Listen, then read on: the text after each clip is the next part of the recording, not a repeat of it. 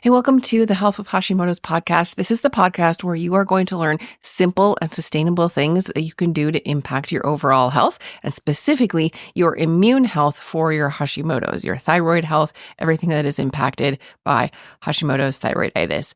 My name is Esther. I'm a registered nurse, and it is my honor to bring this podcast to you every single week. Now, in December, I'm doing something I don't think I've ever done on the podcast, and we are doing some replays. I looked at 2024 and the most popular 3 episodes. We're going to do those again in December for everybody who hasn't listened to all of them, or because they are so popular, maybe you want a refresher. And one thing you should know is that towards the very end of the year, I switched us from an app, a standalone app, to the school communities. So now you can join the Health with Hashimoto's community on School, SKOOL.com, and you will find the Health with Hashimoto's community there. You can also find it down in the show notes.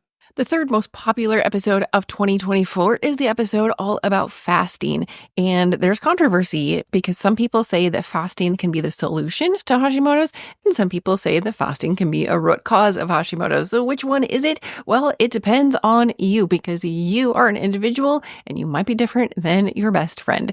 So listen in to episode 82, all about fasting and Hashimoto's, and is it helpful or harmful?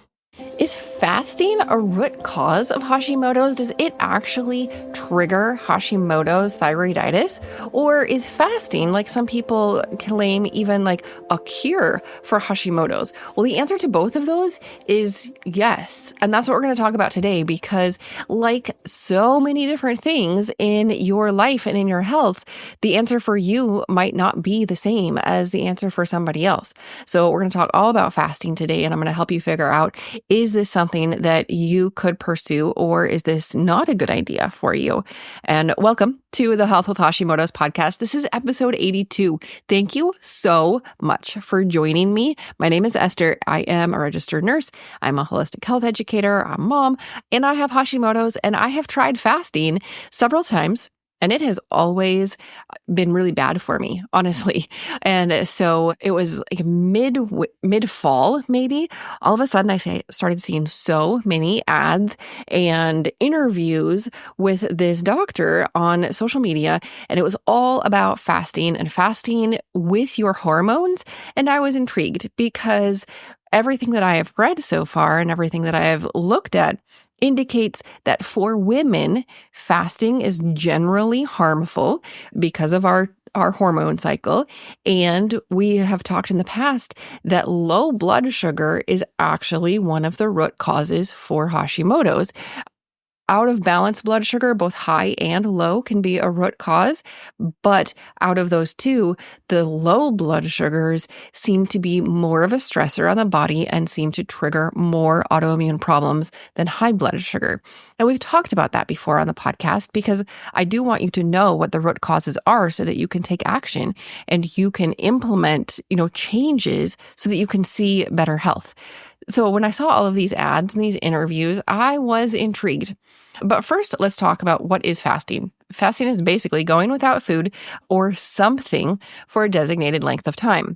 As I record this, it is the beginning of the season of Lent, and that is when many people in the church give up something so that they can take the time that they would normally focus on that thing and focus on prayer and focus on Jesus. Traditionally, it was always food because back in traditional cultures, gathering and preparing food was the bulk of your day. Like we didn't have fridges and supermarkets and stuff. So the most of your time during the day and most of your energy went to preparing and eating food. And so they would give that up to spend a lot of time in prayer. And now some people give up other things like social media, or you'll see them give up something else. But traditionally, when we talk about fasting, we are talking about giving up food. And so that is the context that I'm using today for this podcast episode. We're talking about giving up whole foods. I'm not talking about like a water fast, anything like that, giving up foods. And it has gained popularity over, maybe the last decade, especially intermittent fasting. And this used to be normal. People would stop eating at supper time and then they wouldn't eat again until breakfast. But now, like I said, food is so much more easy to come come by and, we have microwave popcorn and we have bags of chips. So what do you do after supper? You sit on the couch and you have a snack. And so people are eating all the time. And that's not really good for our blood sugar. It's not really good for our health. So intermittent fasting is basically at the premise is taking some time off every day to not eat. And when people start talking about intermittent fasting, they'll start talking about a window, eating window and a fasting window. So if you quit eating every day by 7 p.m. and then you start eating at 7 a.m., then your fasting window would be 12 hours and your eating window would be 12 hours. So that's like intermittent fasting, and it can go up to fasting windows up to several days. And when people started doing this, they noticed a lot of health benefits, especially the men. But women do not have as many health benefits when they're doing this intermittent fasting, especially women who are premenopausal. And so we know that there's a correlation with hormones, and there's more that we as women have to consider when we're fasting.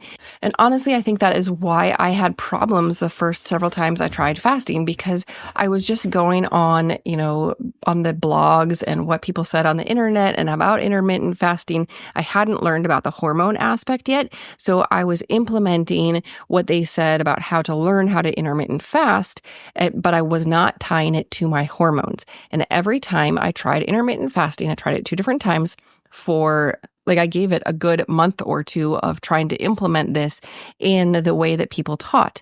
And I gained weight. I had increased fatigue. I probably had increased Hashimoto's, but the first time I did it, I didn't know that I had Hashimoto's. Maybe I was developing it. I don't know, but it just didn't work for me. Have you had that experience? Have you tried intermittent fasting and found that it backfired on you? And maybe it even triggered some Hashimoto's, like I assume that it probably did for me. Well, there's a couple reasons. Number one, when your blood sugar goes low, it is a stressor on the body. It is a hard stressor on the body, and that increases your cortisol. We've got lots of episodes on cortisol and on stress and how that impacts your immune system and how it kind of causes your immune system to go haywire. And then your immune system attacks your thyroid, and that is Hashimoto's. So we do not want to raise our stress level, especially chronically. Well, and then in women, during our typical 28-day cycle, of course, your cycle might not be 28 days. You might not even have a cycle anymore. But typically, on a 28-day cycle, there are different periods within that cycle where we are more susceptible to stress, and our body cannot tolerate fasting as much because our bodies as women are created, like everything about us is created for us to live and for us to grow a human being. Everything is focused on that. And there are certain times in your cycle where fasting does not work with your cycle, and it's going to cause increased stress in your body if you try. So that's kind of like the bad news. Is fasting good or bad? Well, bad news, yes, it is bad. And then let's look at the flip side. How is fasting good? Now, fasting does a whole lot of things, and some people say that through the practice of fasting and doing it correctly in sync with hormones, they have been able to reverse their Hashimoto's. I am not making any claims on this podcast. I never claim to diagnose, to cure, to prevent, all of those things that the FDA says all the time. You see a little disclaimer at the bottom. Well, I'm not here to tell you how to cure anything. If it was as easy as, one thing, everybody would know about it. There is not one simple thing. There is things that are individual to you to support your body, to do what your body needs to do. And some people say that fasting is the way to do it. Well, I take a little issue with the way, but it can be helpful. So let's go through the different things that fasting does. Number one, it creates an amplified healing state.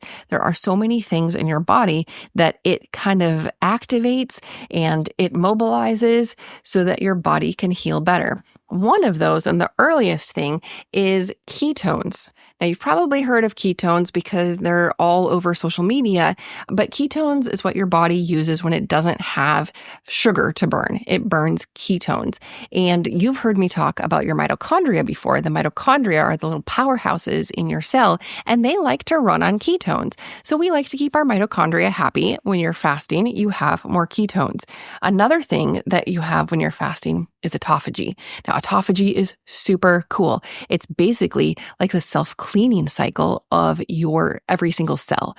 Autophagy is when it goes through and it figures out, your body figures out what is needed, what is not needed.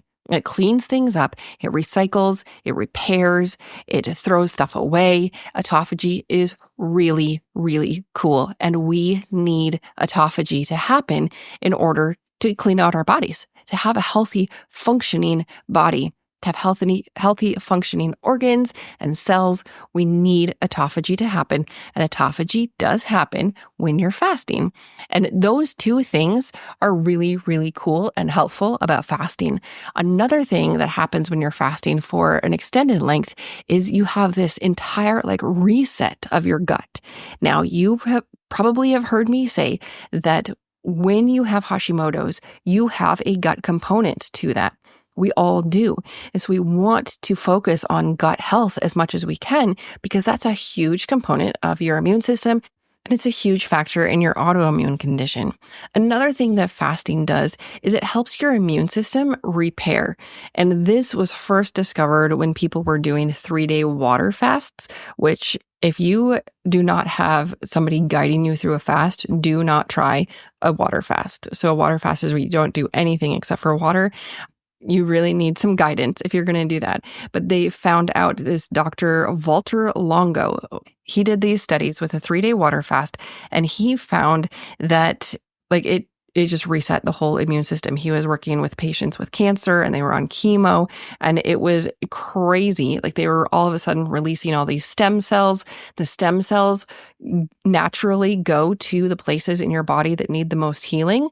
And these people were having so much renewal and this reset of their entire immune system, which was really cool. So of course, if we're having problems with our immune system, that sounds ideal, right? If you just do this one thing, you can fix everything. What? That sounds like the American dream. Not the traditional American dream, the current American dream, where we want a pill for every ill. We want a quick solution to a problem that's been building for decades.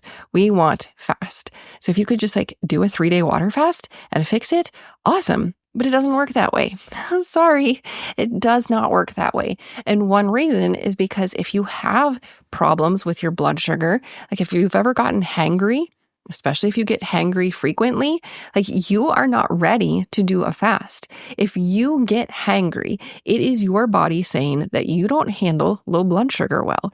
When you get hangry, that feeling of impatience and anger when you get hungry, or you don't even feel hungry yet, you're just irritable. And then you're oh yeah, it hasn't been, I haven't eaten in a while. That's a sign that your body does not handle low blood sugar well. And you're not ready to fast, quite honestly. You're not ready. You need to get your blood sugar taken care of. Well, let me go over the 6 different lengths of fasts and what they do. This is from the book Fast Like a Girl. And if you want to explore fasting, if you want to try it out, I highly recommend that you get the book. I have the book on Kindle, and I will be getting it in paperback because this is a book where you need the appendices so that you can know exactly what to do if you have Hashimoto's or if you have adrenal fatigue.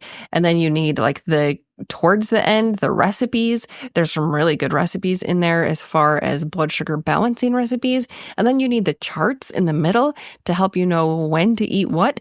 And those things are just kind of harder on a Kindle. You can bookmark each thing, but this is a book that you really want to have in your hand as a reference guide as you learn to fast, as you prepare your body, as you figure out when to do what.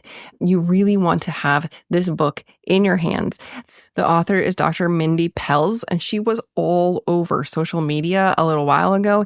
And you can look her up on YouTube. You can look her up on any of the social channels. She has I think a free Facebook group, and then a Facebook group where you pay a lot of money every month in order to fast with her, to have these guided fasts. But she's got tons of resources.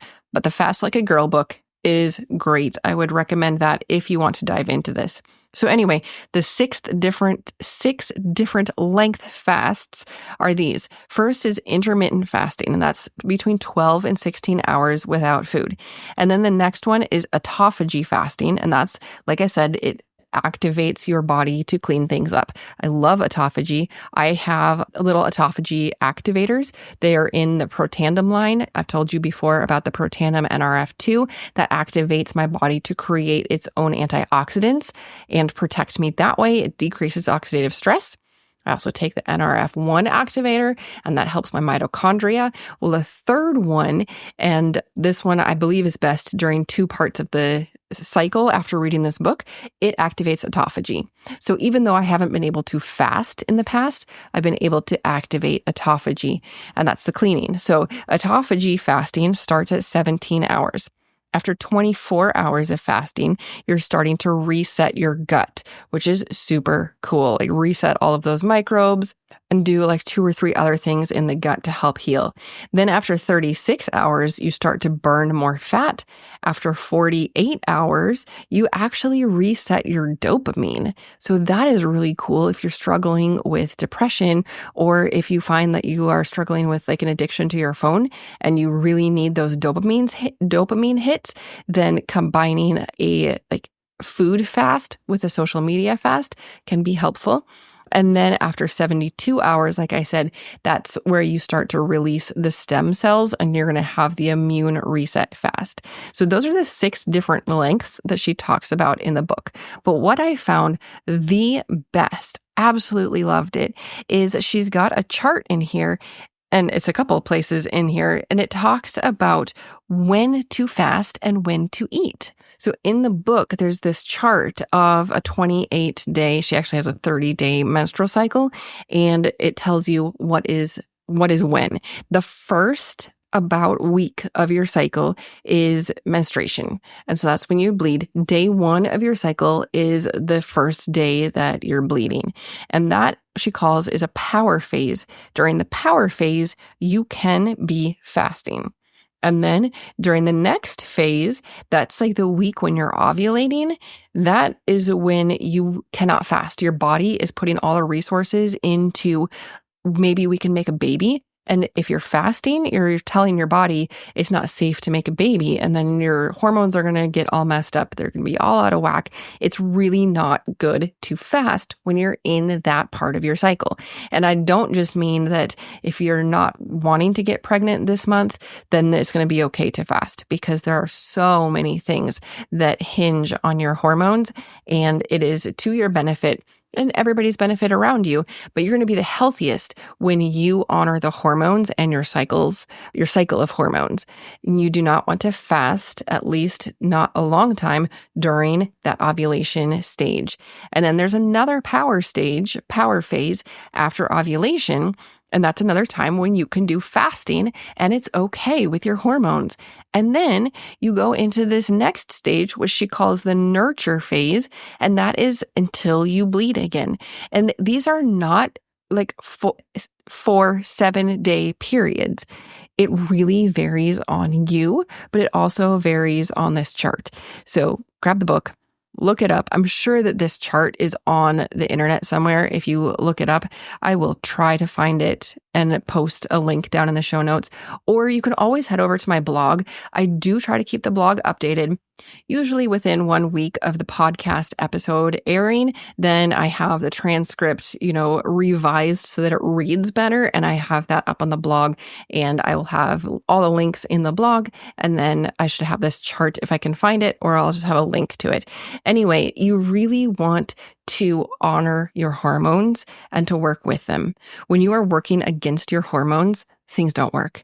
And that's, I think, the biggest reason why fasting, as a general thing, doesn't work well for women. Men, they have a 24-hour cycle. That's it, 24 hours. Every single day is the same as far as their hormones. Women, our hormones are always changing. We have several different hormones and they go off of each other and one rises, one falls. It's really complex. It is amazing. Women are amazing. Our bodies are incredible. Everything that we go through in a period cycle, it's so cool. And I really feel bad that we don't grow up knowing that. We do not grow up, at least I didn't. I didn't grow up knowing that it was a gift to be a woman. Instead, we felt like it was shameful to get a period. Puberty was, well, it still is awkward for everybody. It's not fun for any woman, but it's a really, really cool thing. And our hormones are amazing. When you learn that you can work with your hormones and that you can harness different types of energy during different parts of your cycle. Like there's one week where you feel more beautiful and you actually like look better according to what your hormones are doing with your skin and with other things. And then there's other times during your cycle where you are able to multitask and you're able to get a ton of stuff done. There's other times in your cycle where you are more emotional, and that is probably the one that we all recognize. But really, our cycles are wonderful. And I feel bad that so many of us have grown up thinking that it's almost shameful to be a woman. It's not. You are amazing. Your body has been created perfectly. And when you can learn to work with your hormones and not stress them out, things are going to work better. So in summary, fasting, it can be bad. It can be good. If you're just going to like fly into it and try it, then it's probably going to be bad. If you're going to prepare your body to adapt, if you're going to prepare your blood sugar and get off of that hangry cycle, then that's going to be better. And then if you work with your hormones and follow a specific plan, like this fast with a girl, there's possibly other ones out there too that teach you how to follow your hormones, then that's going to be better. Always work with your hormones, because when you're working with your body, things are going to work better. This podcast is for informational and educational purposes only. Please be sure to discuss any concerns and plans with your trusted healthcare professional.